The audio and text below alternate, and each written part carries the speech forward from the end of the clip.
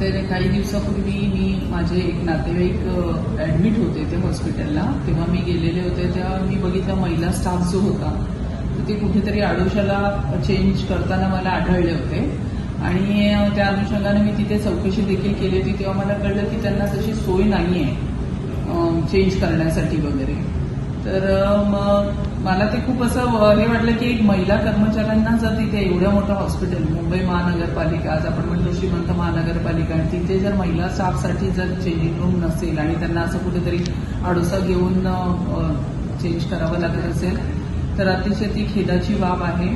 तसेच काही स्थानिक काही नगरसेवकांचे देखील मला तसे तक्रारी देखील आलेल्या आहेत त्या महिलांच्या, पण तिथे बोलताना मला आढळलं त्यांच्याकडनं पण की त्यांना कुठेतरी ती सोय हवी आहे करून की त्यांना कपडे बदलताना एक वेगळा रूम त्यांना चेंजिंग रूम म्हणून अवेलेबल झाला पाहिजे.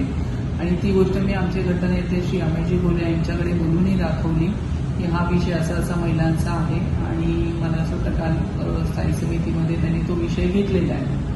नक्की त्यांना रूम अवेलेबल करून दिली जाईल का? काय चर्चा झाली? हो, नक्कीच. कारण हा आपण काही त्यांच्याकडे नाही, आज ते अधिकारच आहे त्यांचा की जर महिला स्टाफ जर आहे तर त्यांना चेंजिंग रूम हवेच आहे. त्याच्यावर आम्ही आरोग्य समिती अध्यक्षांशी बोलून त्यानंतर एक योग्य महिलांसाठी लवकरच मार्ग काढला जाईल. आपण जर स्थायी समितीमध्ये बघितलं तर अनेक वेगवेगळे जे प्रस्ताव आहेत ते मंजूर होत आहेत. मात्र मग नर्स असेल किंवा इथं एवढं मोठं हॉस्पिटल आहे, मग हा प्रस्ताव कधी मंजूर होणार का चर्चेला घेतला जात नाही अजूनही? मला असं वाटतं कालच तो विषय आलेला, कारण जेव्हा आमच्या लक्षात आल्यानंतर लगेचच गटनेते अमेय घोलेजींनी तो विषय घेतलेला आहे आणि ह्याच्यावर आता विषय आल्यानंतर नक्कीच त्यातून ताबडतोब मार्ग काढला जाईल.